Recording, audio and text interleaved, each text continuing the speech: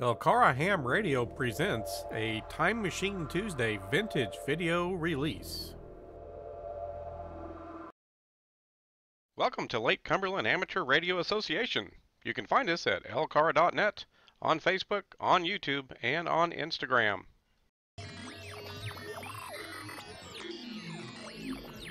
If you're enjoying the videos we're producing here at LCARA, please help our club out by hitting that subscribe button. Also, give us some feedback on our videos. Click the like button, share with anybody who may find it interesting, and be sure and hit the bell icon to make sure you get notified of the next video release. All right, folks, what are we testing today? It's the MFJ-2289, 34 feet big ear portable dipole. This is a really cool antenna. Now, we did a part one. You got a chance to see how to set it up, but we didn't go into a lot of detail as far as making contacts and checking SWR because Chris and I have learned a lot since then. So let's kind of take a look around. Now, again, go look at the first video. I'll put the card up there in the top right, and go take a look at that if you haven't already. We've got a lot of new subscribers that you may not have actually seen this antenna yet. And then what I'll do is let's go take a look at the coil. Now, you'll know in this particular case, the coil is in fact installed. And what you do is you use this clip right here to adjust. Now, right now I've got it up 1, 2, 3, 4, 5, 6 of these coils. I've got it up, well, if I can get it to focus, about 6 up. And so this is good for where I want it to be on 40 meters. For 20 meters, you don't actually need the coil at all.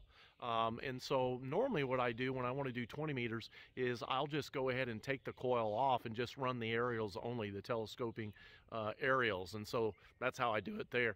The instructions do tell you that you might use this coil for other bands like 30 meters possibly. I don't do digital so at the moment, so it's not been used. But right there seems to be the sweet spot for 40 meters for me, and we'll show you the SWR a little bit later in an upcoming segment. The aerials themselves are telescoping, and in fact, I'm on my second aerial on the right-hand side. Let's keep this oriented, because it fell over. One of the downfalls to this antenna, if you don't set it up correctly, is that it can tip over. And so on the old mast, we had a lot of wind and rain once when we took the emergency communications trailer out, and it fell over and broke one of the aerials. So I had that replaced, and that wasn't inexpensive, but now it is good to go. So in the next segment, we'll show you all the way up on the mast. That'll give us the height we need to kind of get out of this bowl a little bit. And then we'll check the SWR for each of the bands, and then we'll come back and make some contacts. So see you in the next segment. Okay, so now we've moved it up the mast. Let's pan up and let's see what we've got. Oh yeah, she's up there quite a ways at this point. And we got the aerials going either side. Now, the cool thing about this antenna as well, since it's a dipole, is that you can twist your mast and aim it. You want those aerials pointed in 90 degrees off from where you want the radiation to go. So in this case, the antenna is about east by southeast by west by southwest at the moment. So it's kind of pointing at Florida, and it's pointing up towards the west, Midwest, like Nebraska, Iowa, up in that range, Indiana even. But you could turn it, and if I wanted to go more east-west, that's all I'd have to do is move that, turn it, if you will. So in the next segment, we're going to check the SWR on the antenna, both for 40 and for 20 meters. This particular antenna does not do 80, so we'll just do 40 and 20, and most of the POTA activations are on 40 and 20. We shall see what those SWR numbers look like, and as you saw when we put it up, how to adjust for 40 meters on the coil. So in the next segment, let's check the SWR. Alrighty, so now we're back in the shack, and we want to check the SWR on 40 meters. Now, I've played with this a little bit, so I'm not saying this is like straight out of the yard, but because I was adjusting that coil. And again, go back and take a look at the first video, and we talk a little bit more about that coil. But in any event, I should have that jumper where I need it. So let's check the SWR and see where we come in. And there you have it. We've got a nice dip there with the coil the way it is. Pretty close to centered. pretty close to center, and that's what we want. As you can see over to the right, we start going above 2, but we're nowhere near 3. And down towards the bottom end of the band, we're in good shape. In fact, if I were to move the jumper one more time, I might be able to shift that to the right a little bit, but that's okay. And remember, a little bit of SWR could be cleaned up by the radio. So we could use the tuning option on the radio. So let's just say for fun, I wanted to make a contact over here to the right. Let's move the arrow to about 269. Let's run the tuning software. There we go. And let's run the SWR one more time. And you can see we're way down there at 269, right where I was. So the radio cleaned that up. We're not worried about that bar to the far right. And it's still below 3. So even if I wanted to make a contact further to the right, I could just clean that up a little bit as well. Let's go back, not tuning. You can see we are on the way up, but it is, again, not dangerous to your radio, so we can live with that. Now, let's go check the SWR on 20 meters, and let's see if that's safe. And if it is, we will start making some contacts. So I'll be back in the next segment. Okay, we've made an adjustment to the antenna. Now, what I've done is I've actually taken the coil off and just left the aerials. And for 20 meters, that's all you need, actually. And what I've also done here on the radio is I've positioned it at roughly midway on the 20-meter band, roughly midway. It's actually just a smidgen past. But this will give us an idea of where 20 meters currently is without any tuning on the big ears and antenna, the MFJ-2289. So let's get this started. Let's see where we stand.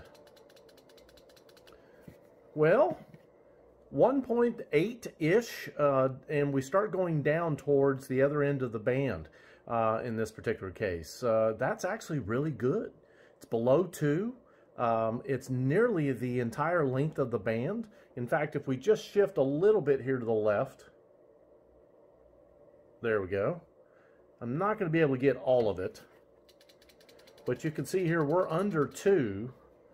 From 174 to 294, about 300 on the far right and about 170 on the far left. That is safe. And again, the radio will clean up if I wish it to. It can clean up what I can see here. So we're in a really good place. Let's do some tuning. Let's make sure we're not on top of somebody. In fact, I'm going to move to about right there. Technically, let me switch to ready here. And then let's do the tune. There we go. And then we'll switch back to single sideband. And let's run the test. Let's see what we've got. Yeah, see, it literally cleaned up all of that SWR on 20 meters. And that's, you know, your radio's happy. Your antenna is reasonably resonant. You're not wasting a lot of power coming back at your radio where we were just over 1.5. I can live with that. Most people can live with that. And when your radio cleans it up a little bit further, it just looks even nice. Let's take off the tuner, run it one more time. This is the antenna in its nakedness. Again, everything's below 3. In fact, everything's below 2. So we're in really good shape on 20 meters as well. And folks, I don't think we have anything left to do as far as checking the antenna, making sure it's going to work for us. We need to make some contacts. So let's make some contacts on 40 meters and 20 meters. Let's see if there's some POTA activations we can get, and maybe something else. You never know. We might get a long distance contact out of this, and or not. We shall see how the band is operating for us with this particular antenna. The MFJ-2289 Big Ears Antenna. See you in the next segment. Kilo Charlie 5, Sierra Mike. Kilo Yankee 4, Bravo, Delta Papa. Kilo Yankee 4, question mark. Kilo Yankee 4, Bravo, Delta Papa.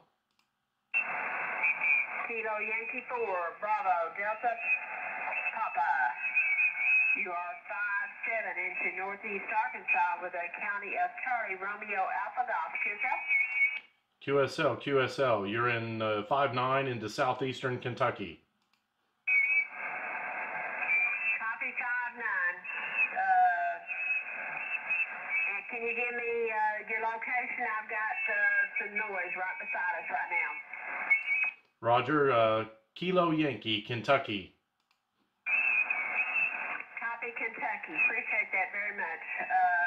This is Northeast Arkansas with the county of Craighead County. Canada, W5PIG. Kilo Yankee 4, Bravo Delta Papa. Indian Papa. Kilo Yankee 4, Bravo Delta Papa. Kilo Yankee 4, Bravo Delta Papa. You are 5-9, Faulkner County, QSL.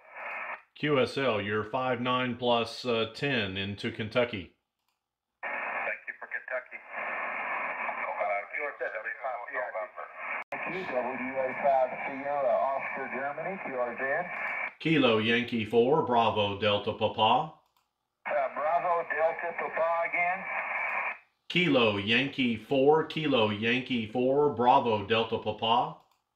Kilo Yankee 4, Bravo Delta Papa, 5-9, Crawford County, over.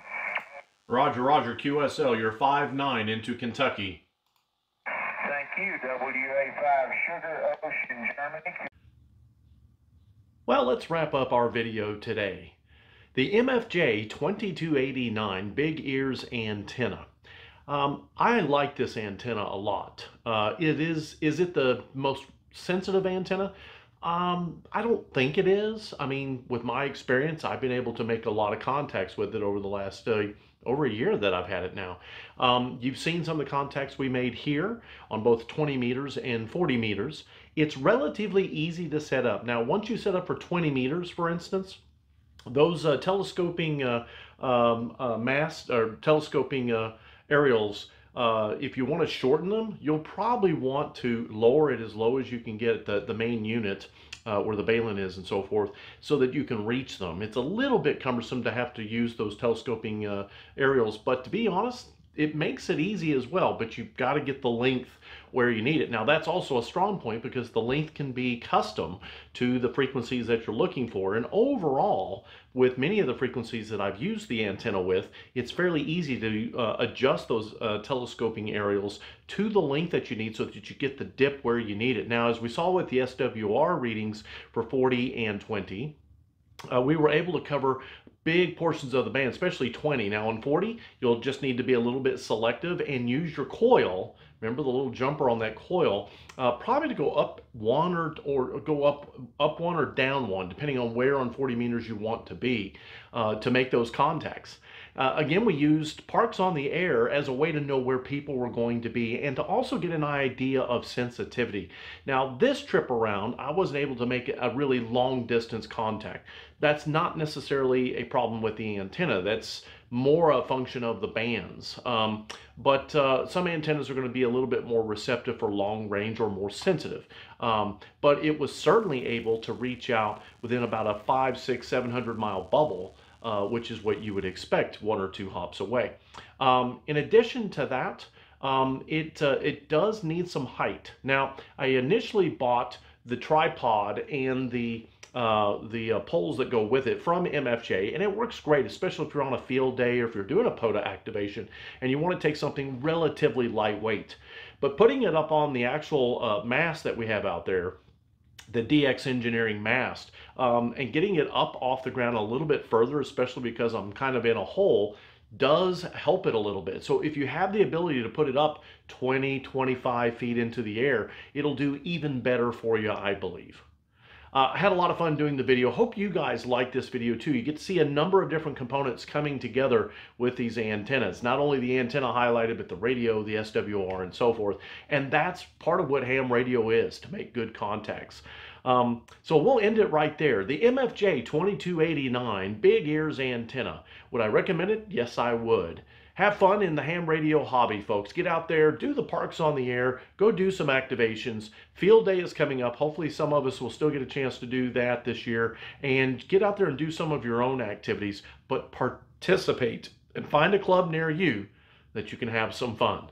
I'm KY4 BDP for the Lake Cumberland Amateur Radio Association 73s.